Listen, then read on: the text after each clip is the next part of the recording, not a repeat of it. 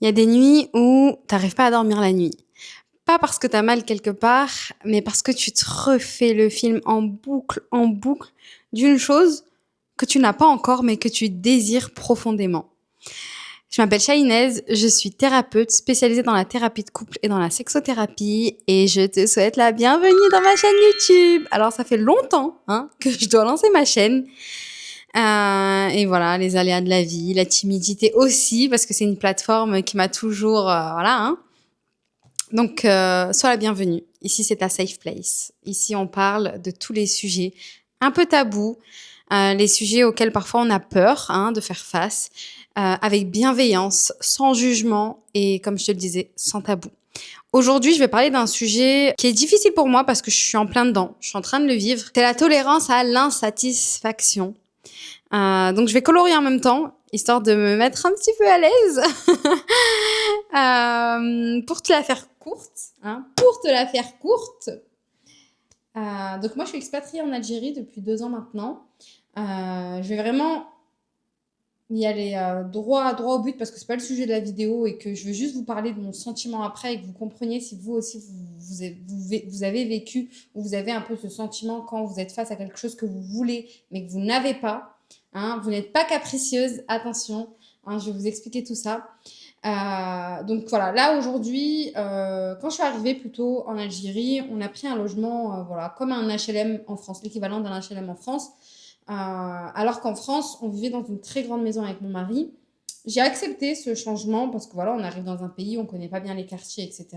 Mais c'est vrai que comme je suis casanière et que je travaille de la maison, j'ai vraiment besoin d'un espace dans lequel je me sens bien. Du coup, on est resté 1 an et demi dedans. Puis après, il y a eu quelques complications qui ont fait qu'on a dû déménager. Et je suis tombée sur un logement. En 3 jours, j'ai déménagé. J'ai eu un coup de cœur. Mon mari m'a suivi. Mes enfants, j'ai 3 enfants, dont 2 bébés, m'ont suivi. Et puis là, ça a été la descente aux enfers. Ça a été un peu un cauchemar. Parce qu'on s'est rendu compte que dans le logement, il y avait énormément de vis cachés. La porte de mes enfants est tombée, les toilettes du bas ne fonctionnent pas, la salle de bain est... voilà, bref, je ne vais pas rentrer dans tous les détails techniques. Il y a eu quelques conflits aussi avec le proprio. À plusieurs reprises, il nous a dit récupérez votre argent parce qu'ici en Algérie, on paye à l'année. Et donc, il nous a dit, vous récupérez votre argent, les mois que vous avez consommé sur place, on les garde, etc. Moi, forcément, je voulais pas partir parce que j'ai eu un coup de cœur pour ce logement. Et que je voulais juste qu'il fasse les travaux, en fait. Surtout que je peux pas déménager comme ça. Je viens de changer la crèche de mes enfants. J'ai pas déboussolé mon fils de 8 ans. Enfin, voilà, il y avait plein de choses qui ont fait que, à ce moment-là, c'était pas possible. Et le dernier conflit est arrivé. Et là, je dis à mon mari, écoute, c'est pas grave, je me détache de ce logement. Je vais commencer à chercher un autre logement. Et dis-lui qu'on accepte sa proposition. Et là, je tombe sur un logement. Donc, ça a été un coup de cœur pour moi. Vraiment, dès que je suis rentrée, je pense que mon mari s'est dit, oh là là, encore celle-là, encore. Mais j'ai eu un coup de cœur parce que c'était à la campagne. Alors ici, c'est 300 mètres carrés. L'autre logement aussi, c'est 300 mètres carrés. Donc, c'est pas le standing qui a fait que c'est vraiment... Et pour vous dire, l'autre duplex, il était moins avantageux sur l'agencement, etc. Mais je m'en fichais. Ne serait-ce que d'avoir la vue sur la nature, ça m'a conquis. J'ai eu l'impression d'être dans ma maison de campagne en France. Et donc, j'ai eu un coup de cœur. Bref, pour vous la faire courte, parce que là, je suis déjà à 4 minutes de blabla. Ils ont dit, on n'a pas l'argent pour vous rembourser. On va faire telle et telle chose si vous n'êtes pas content, etc. Bref. Donc, on est arrivé à un moment où c'est soit on s'assoit sur 8 000 euros, clairement. Et moi, dans mon caractère, j'étais partante pour m'asseoir sur les 8 000 euros, repayer un an de loyer chez l'autre propriétaire et passer à autre chose. Mon mari m'a dit, écoute, c'est pas rationnel du tout. Là, tu es dans les émotions. Et en fait, je n'ai pas réussi. Je lui ai dit, écoute, je te suis dans cette décision, mais émotionnellement parlant, je n'ai pas réussi à passer au-dessus et je suis obsédée psychologiquement par l'autre logement. Et en fait, j'ai compris à travers cette épreuve, parce que je le vis comme une épreuve, ça fait 3 mois que c'est très difficile pour nous, pour plein de raisons que je ne vais pas détailler là. Vous me direz, oui, alhamdoulilah, j'ai un toit, oui, alhamdoulilah, c'est 300 mètres carrés, mais en fait, voilà, il y a plein de choses qui font que tu as payé une somme et qu'au final, tu vis une injustice, clairement. Et en fait, je l'ai pris comme une épreuve d'Allah et face à cette épreuve, je me suis dit, Ya Allah, tu viens de me montrer une facette de ma personnalité, je suis une enfant capricieuse. Et ça m'a rappelé plein de choses en psychologie, j'ai fait plein de liens et je voulais vous partager ça dans cette vidéo. Donc voilà pourquoi on est là. En fait, à un moment donné, je me suis dit, mais Shahinez, pourquoi tu souffres pour quelque chose que tu n'as même pas perdu en fait. C'était pas à toi. Et mon mari faisait que me répéter, Shahinez, ce logement, il n'est pas à toi, ce n'est pas ta destinée. Et je pense que ça, c'est lié à mon enfance. Et je pense aussi que c'est lié à votre enfance si vous avez du mal à tolérer, en fait, quand vous obtenez pas quelque chose que vous avez désiré. Et il y a plein d'explications à ça. En fait, c'est bien plus profond qu'un petit caprice d'enfant. Parce qu'au début, je disais, je suis capricieuse, mais c'est bien plus profond. Il y a un mécanisme dans la tête, un mécanisme qui va se relier à ton cœur. Tu vois la chose et vous allez voir, il y a toute une dimension psychologique, mais aussi une dimension spirituelle. Alors, je suis pas là pour vous dire de ne plus ressentir de frustration. Ça n'arrivera pas, malheureusement. On aimerait bien, mais ça n'arrivera pas. La frustration, c'est un état qui est totalement naturel. Et je pense que c'est un état qui nous apprend aussi énormément. Mais plutôt pour comprendre d'où elle vient et ce qu'elle nous dit sur nous. Et surtout explorer ce que la psychologie ne peut pas nous donner dans ce sujet. Alors, la première chose que j'ai compris, c'est que mon cerveau me mentait. Alors, c'est pas un mensonge méchant, mais c'est un mensonge quand même. Il y a un truc en psychologie qu'on appelle le billet d'urgence. C'est comme si, en fait, notre cerveau, il était câblé à se dire que l'urgence, elle est primordiale et que c'est même vital. En fait, à ce moment-là, c'est comme si c'était une question de survie. Si je n'ai pas ce logement, il va se passer quelque chose de grave. Mon cerveau, il est en mode alerte, alerte, alerte. Et ça le fait aussi dans le domaine des études, dans le domaine aussi quand tu veux acheter une voiture. Ça va vraiment être tous les aspects de ta vie et même parfois dans les relations. Et franchement, objectivement, ce logement, c'était pas du tout une urgence. Alors oui, il y a ce truc d'injustice qu'on est en train de subir, mais c'est pas une urgence. Alhamdoulilah, on a un toit, c'est compliqué, mais on n'est pas à la rue. Mes enfants, ils ont même pas remarqué les difficultés qu'on rencontre ici. Donc alhamdoulilah.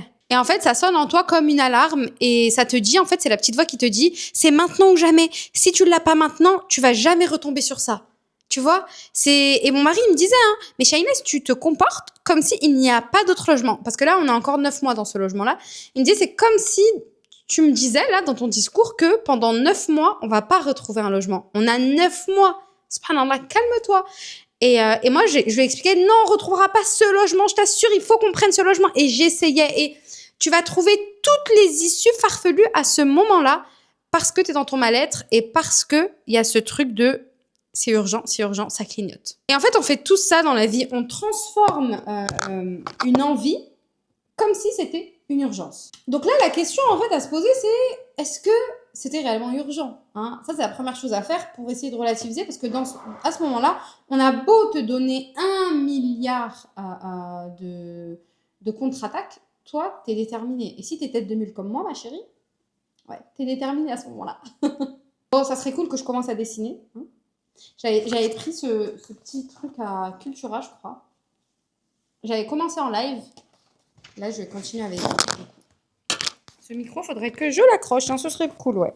On va faire ça. Hop. D'ailleurs, il y a un psychologue qui s'appelle Daniel Kahneman. J'arrive jamais à prononcer son nom. En fait, lui, il a étudié une grande partie de sa vie à savoir comment on prend nos décisions. Et il a montré un truc qui est fascinant et un peu dérangeant que je vais vous expliquer. Et vous pourrez me dire en commentaire d'ailleurs, abonnez-vous s'il vous plaît. Je débute ma chaîne. Je débute ma chaîne. Abonnez-vous, donnez-moi de la force. Non, franchement, c'est sérieux. En fait, il a développé quelque chose d'assez fascinant et j'aimerais avoir votre avis sur ça parce que c'est intéressant qu'on puisse partager aussi sur cette chaîne ce qu'on ressent, qu'on n'ait pas honte. Regardez, moi, je vous livre une partie de moi. On pourrait dire, mais quelle ingrate! Celle-là, elle vit dans un duplex de 300 mètres carrés, en plus, elle se plaint. Non.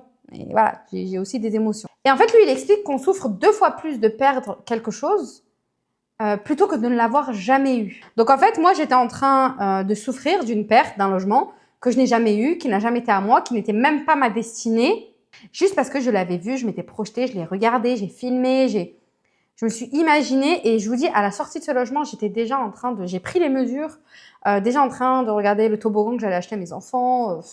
J'étais déjà en train d'imager, en fait, toute ma vie à l'intérieur. Et c'est comme si j'avais créé déjà ma vie à l'intérieur. Et là, on était en train de me l'enlever alors que je ne l'avais jamais eu. C'est quand même assez fascinant, on va pas se mentir. Dans tous les cas, il faut se dire que c'est pas de la faiblesse, d'accord? C'est pas une faiblesse de ton âme. C'est simplement de la biologie, en fait. Parce que notre cerveau, et d'ailleurs, on va beaucoup parler du cerveau, il va plus détester la perte plutôt que le gain. Et c'est pour ça qu'à ce moment-là, en fait, on s'accroche, clairement. On est dans le truc de s'accrocher, de ne pas lâcher le steak. On a l'impression d'être face aux autres, on est une tête de mule. Et puis aussi, parfois, on prend des décisions irrationnelles.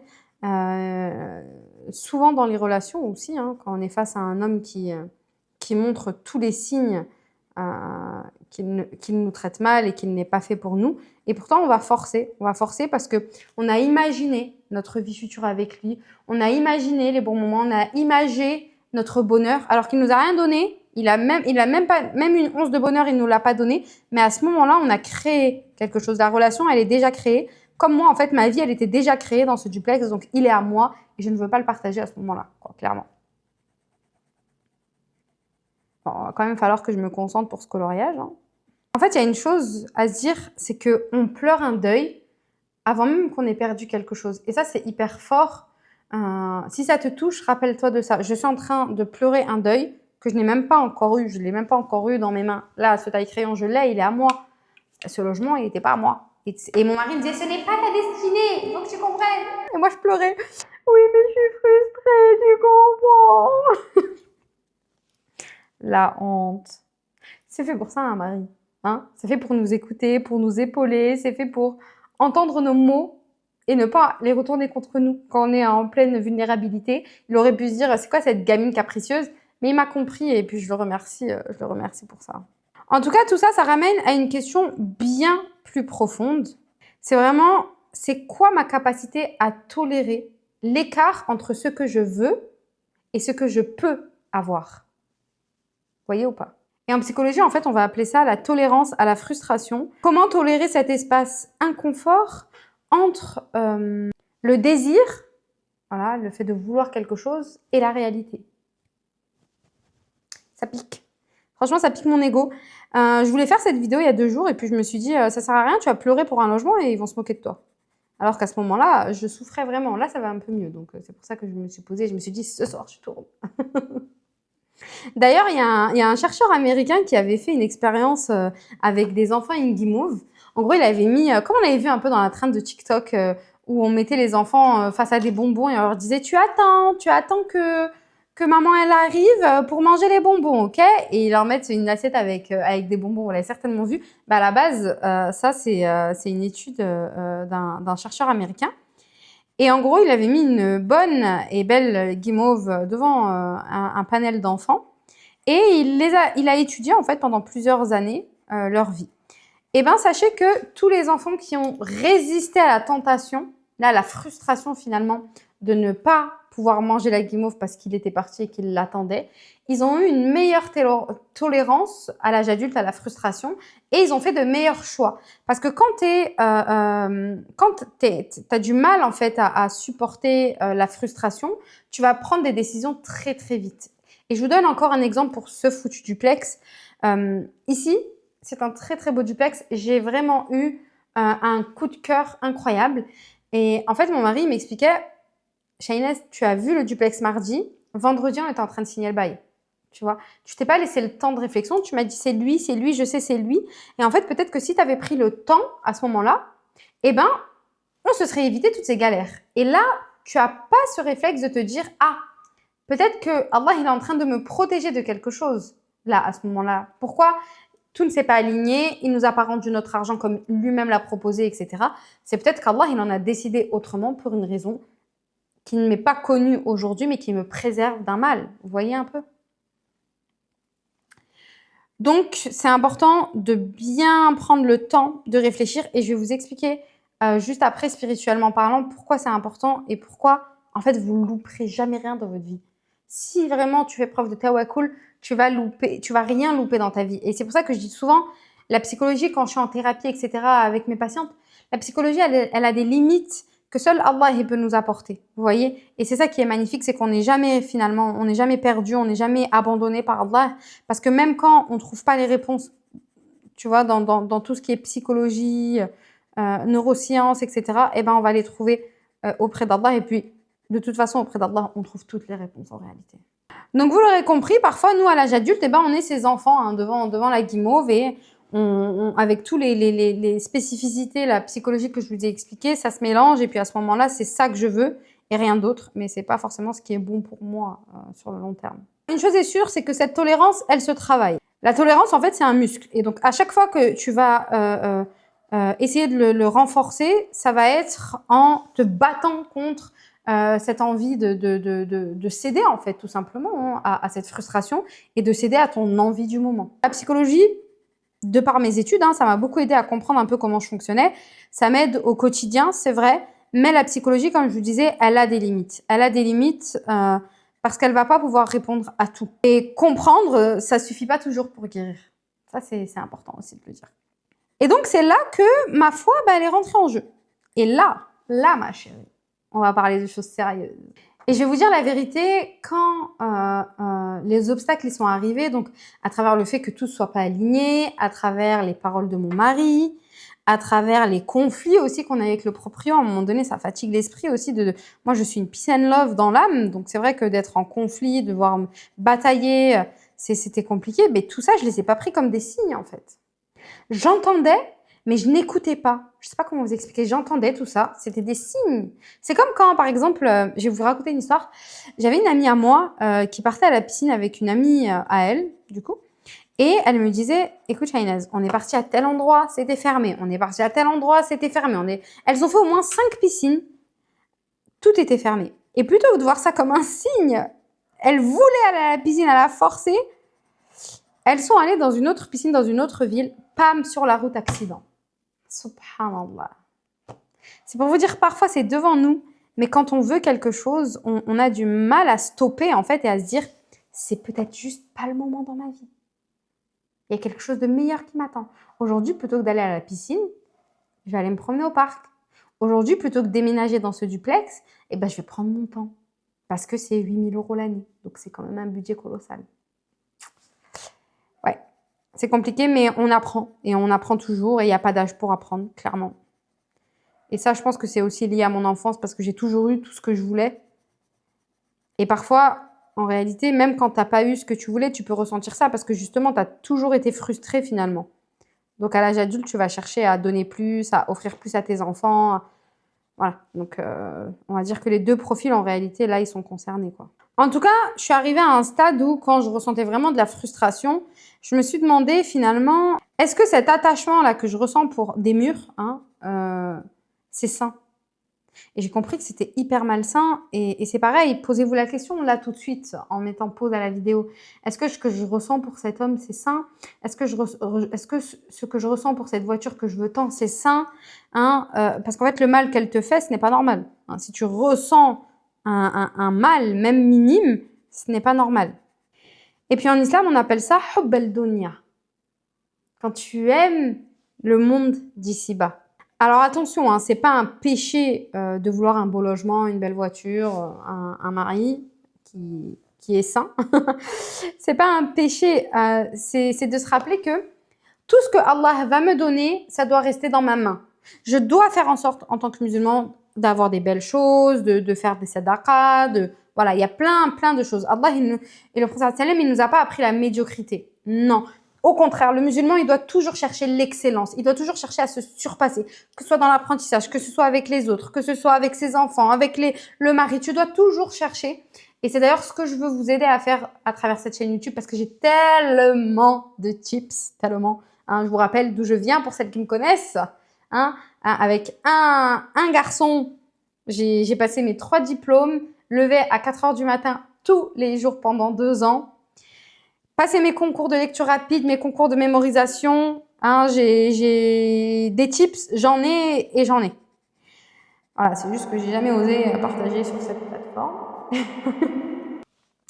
Mais voilà, en tout cas, viser l'excellence, ça c'est un mode de vie qui est essentiel pour le musulman. Ça doit être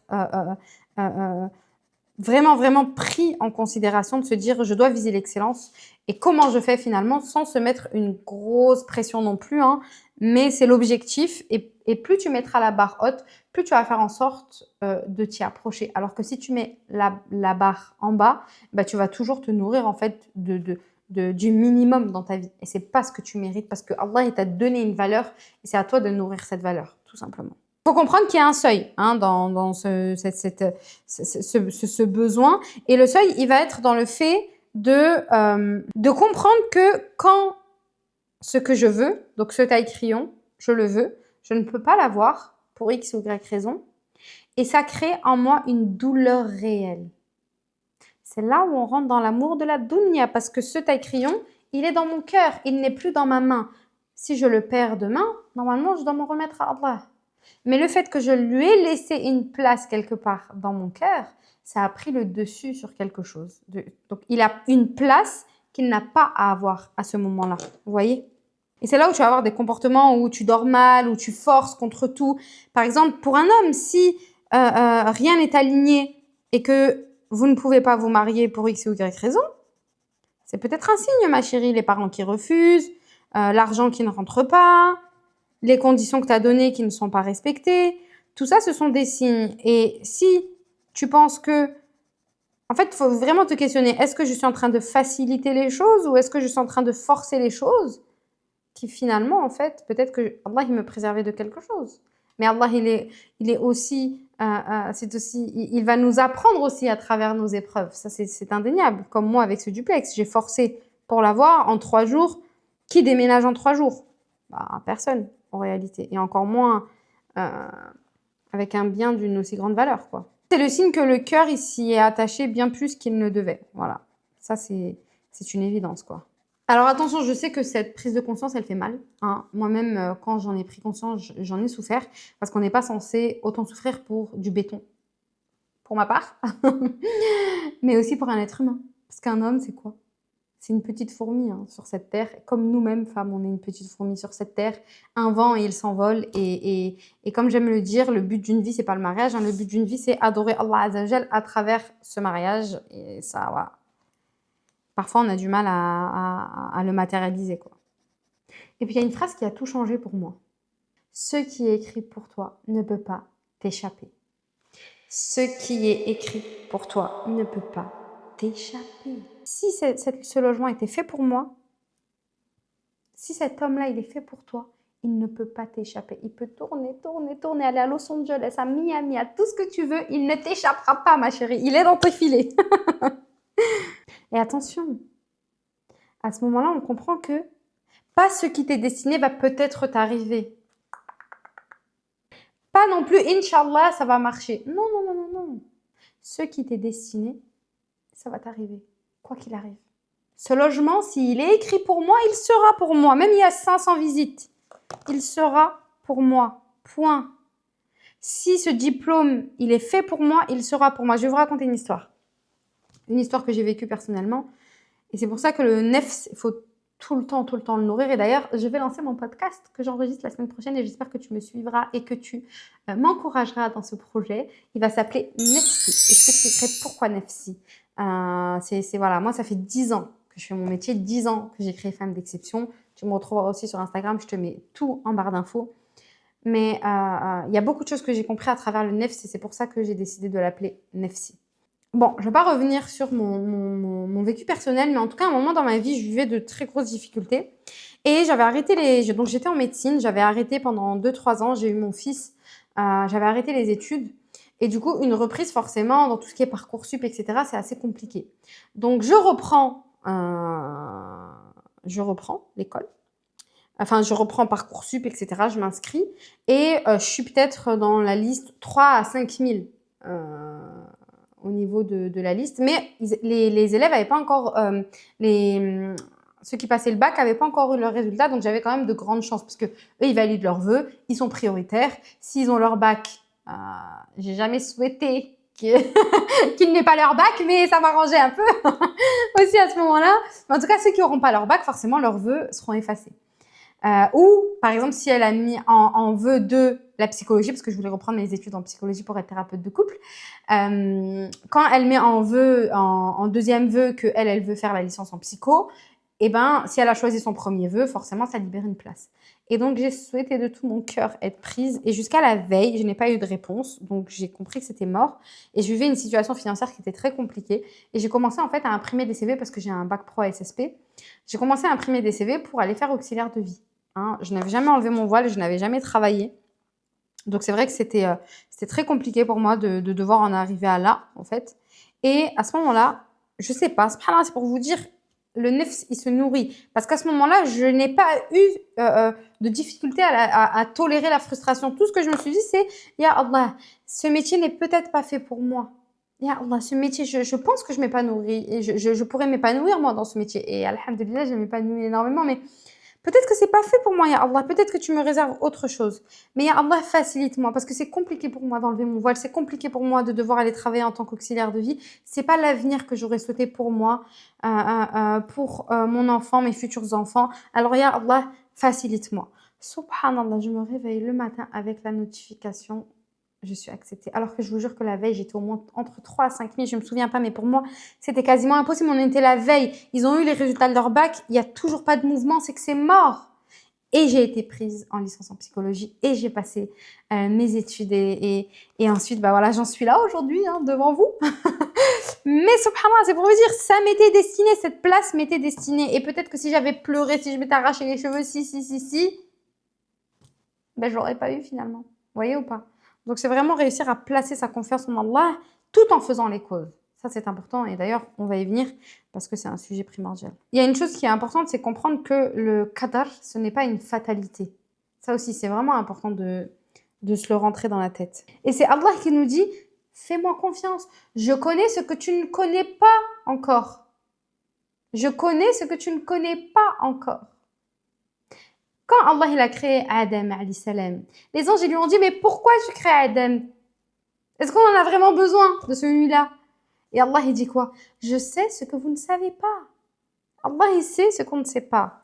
Et parfois, on a l'impression, notre nefs, en fait, il a les ailes qui poussent et il pense tout savoir, tout tenir entre ses mains. Mais ma chérie, tu ne tiens rien entre tes mains. La preuve, tu voulais ce duplex coûte que coûte.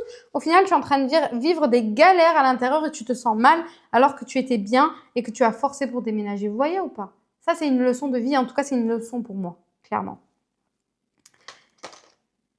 Où est-ce que j'en suis dans mon dessin? Je vais faire la fleur en orange.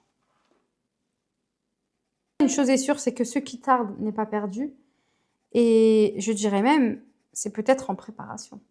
C'est peut-être en préparation, c'est juste pas le moment. Bon, j'ai plus de batterie, je crois, dans la caméra. Je vais chercher le chargeur. C'est là qu'intervient le tawakkul. Hein. Alors, le tawakkul, c'est un mot qu'on entend beaucoup. Hein, mais est-ce qu'on comprend réellement sa signification? Ça, c'est autre chose. Le prophète sallam, il nous a dit une chose qui est... une image qui est très parlante, je trouve, sur le tawakkul. Il nous a dit, sallallahu alayhi wa sallam, attache ton chameau, puis fais confiance à Allah. Le prophète sallam, il nous a pas dit, attache ton chameau et tire la corde. Non, il a dit, attache ton chameau, tu as fait les causes, puis place ta confiance en Allah. Nous, on a tendance à attacher le chameau et à vouloir diriger. Exactement, vraiment, chaque pas qu'il va faire, on va vouloir diriger où son sabot se pose. Subhanallah. Et c'est là où on cherche le perfectionnisme et où parfois aussi on est dans la recherche de tout contrôler finalement. C'est ça en fait. Hein. Alors pour moi, ça veut dire, oui, cherche le logement, visite, fais tes recherches. Bien sûr, fais les causes. T'es pas censé rester les bras croisés, mais après, lâche. Lâche en fait, Shainez. T'as visité, t'as fait, ils ont refusé, lâche. T'as tout donné pour cet homme, vous avez fait mon Kabbalah, vous avez présenté les parents, tout ce que tu veux, ça ne se fait pas. C'est que c'est pas le moment. C'est que c'est peut-être pas ta destinée. Arrête de tirer sur la corde. Quand tu tires sur la corde, le chameau, il n'avance pas finalement. Soit tu vas le blesser, soit tu vas faire preuve d'ingratitude. Parce que oui, j'aurais pu, moi, personnellement, faire preuve d'ingratitude hein, dans le fait de dénigrer ce que Allah m'a donné déjà, parce que c'est énorme, là où on vit. Malgré tous les défauts et malgré les difficultés, ça reste énorme. Il y a des personnes qui n'ont pas de logement, en fait, clairement. Et j'avais honte, j'étais honteuse de ce que je ressentais. Mais à côté de ça, j'avais besoin de comprendre pourquoi je le ressentais. Vous voyez ou pas? Je sais pas si vous comprenez. C'est cette partie qui est la plus difficile à comprendre parce que des fois, tu as l'impression que tirer la corde, c'est ce qu'il faut à ce moment-là, alors que pas du tout. Et tu es en train de tirer la corde toute la nuit. Toute la nuit et tu t'épuises en fait, clairement, parce que tu ne places pas ta confiance en Allah. En fait, tu continues de demander à Allah et tu continues de porter le poids seul. Il n'y a aucune logique à ça, tu vois. Il n'y a vraiment aucune logique à ça. Tu demandes de l'aide à Allah, mais tu ne laisses pas Allah gérer. Ça me rappelle une blague de l'époque quand on était beaucoup plus jeune. C'était la blague, je sais pas si c'est une blague ou ça va peut-être vous parler. Ou peut-être je suis trop vieille. La blague, c'était en gros un mec qui faisait que demander à Dieu s'il te plaît, fais-moi gagner au loto, s'il te plaît, fais-moi gagner au loto, s'il te plaît, fais-moi gagner au loto. Et en gros, Dieu lui dit, mais déjà, commence par jouer au loto. Peut-être que oui, je veux te faire gagner, mais commence par jouer au loto. Bon, c'est haram, hein, mais vous avez compris quoi, c'est une petite blague. Et c'est la réalité des choses en fait. Commence par faire les causes réellement. D'accord? Commence par faire les causes réellement. Et puis peut-être que si j'avais fait la prière de consultation avant de prendre ce logement-là, les portes seraient fermées. Voilà, parce que j'ai pas placé ma confiance en Allah. J'ai placé ma confiance en ce que j'ai vu et ce que je désirais à ce moment-là, parce que c'est la vérité, ce que je désirais était plus fort que tout. Et je n'ai pas honte de le dire parce que je suis humaine et que je fais un travail sur moi. Et faire un travail sur soi, c'est pour ça, n'aie pas honte de ce que tu ressens. Faire un travail sur soi, c'est déjà magnifique. C'est déjà magnifique. En fait, il y a une chose qui est magnifique dans le tawakkul, c'est que toi, tu fais ton maximum, tu fais ce que tu peux faire, ce qui est en ta possession, en fait, dans tes mains. Et ensuite, tu laisses les rênes à Allah. Tu laisses les rênes, finalement, à quelque chose de beaucoup plus fort. Parce qu'Allah, il a la capacité de tout. Tu vois? Donc, il a la capacité de mieux gérer que toi. Il a la capacité de te donner. Tu sais, par exemple, mon mari me disait, mais Shaina, t'es là, tu pleures. Bon, j'étais triste aussi par rapport à la situation, à la frustration que j'avais, le manque de respect de ses proprios, la manière dont il y a plein de choses, hein, attention, hein, c'est pas que le logement. Et il me disait, alors que peut-être que Allah, il nous réserve quelque chose de meilleur. Ce logement que tu as vu, oui, il était bien. Mais peut-être qu'Allah, il nous réservait quelque chose de meilleur. Peut-être que cet homme-là, il est bien. Peut-être que cette licence en psychologie, elle était bien. Mais peut-être qu'Allah, il me réservait quelque chose de meilleur. Peut-être. Vous voyez? Mais quand tu places ta confiance en Allah, les choses, je trouve, hein, elles te sont beaucoup plus allégées. Mais pour réussir aussi à faire preuve d'un gros tawakkul, et je pense que ça sera, si ça vous plaît, dites-le moi en commentaire, ça sera peut-être un sujet dont on parlera. C'est comment créer un lien avec Allah, un lien solide, un lien qui va me permettre de faire comprendre à mon cerveau qu'il y a une puissance qu'il ne peut pas contrôler et qu'il ne peut pas comprendre en totalité. Et donc, il doit se remettre à cette puissance-là, la puissance d'Allah Azzawajal. Quand ton cerveau il arrive à ça, je vous assure que peu importe ce qui t'arrive, tu es tellement détaché émotionnellement que... Ouais. Et je vous dis même qu'on devrait s'y préparer et essayer au maximum parce que c'est comme ça qu'on va être résistante à la perte de nos parents, même si c'est quand même quelque chose de très difficile, très douloureux. Mais c'est comme ça qu'on va être vraiment beaucoup plus résistant aux épreuves de la vie. Un enfant malade, un enfant handicapé. Par exemple, j'ai appris que mon fils était TDAH il y a quelques semaines et ça a été vraiment difficile pour moi. Mais j'ai réussi à placer ma confiance en Allah sur ça parce que je m'y étais préparée. Vous voyez? Donc, il faut dire quand même que l'être humain, il a besoin de se préparer aux choses et ne pas les fuir. Plus tu seras honnête avec toi, plus tu vas te préparer aux choses, plus tu vas te faciliter finalement et ne pas arriver à un choc émotionnel ou à des difficultés finalement de tawakkul. Hein. Alors, je vais pas vous dire que j'ai réussi à tout régler et que depuis que j'ai compris tout ça, je dors 100% sereinement. Bon, j'avoue, je dors bien quand même. Je dors bien parce qu'hier, j'ai eu un gros coup de mou. J'ai bien pleuré, j'ai bien parlé avec mon mari et depuis ça va mieux, alhamdoulilah. Je sais que demain j'aurai encore des difficultés face à la frustration. Je fais un travail sur moi. Je vous invite aussi à faire un travail sur vous. J'aime beaucoup en tout cas quand je vous expose des faits psychologiques. Là, on a vraiment dans cette vidéo allié la psychologie et la spiritualité. J'aime beaucoup me prendre comme exemple ou prendre des personnes que j'ai connues ou des personnes que j'ai eues en thérapie ou que j'ai en thérapie avec leur accord bien sûr. parce que c'est la vie réelle en fait. On n'est pas là pour se mentir, on est là pour dire la vérité, pour dire les vrais. Et je suis pas là pour me montrer comme la best musulmane qui fait preuve de tawakkul en toutes circonstances. Non, moi aussi j'ai des failles, moi aussi parfois je souffre et parfois j'ai des comportements que je ne comprends pas et que j'essaye de comprendre à travers tous les outils finalement qui me sont proposés en termes de psychologie, de neurosciences et surtout des outils spirituels. Parce que pour moi, et je le dis souvent en thérapie, vraiment la psychologie, elle a des limites. Elle a des limites que l'être humain, il ne peut pas dépasser, subhanallah. En tout cas, une chose est sûre, c'est qu'avant, je subissais cette frustration. Elle m'envahissait en fait et je ne savais pas quoi en faire, clairement.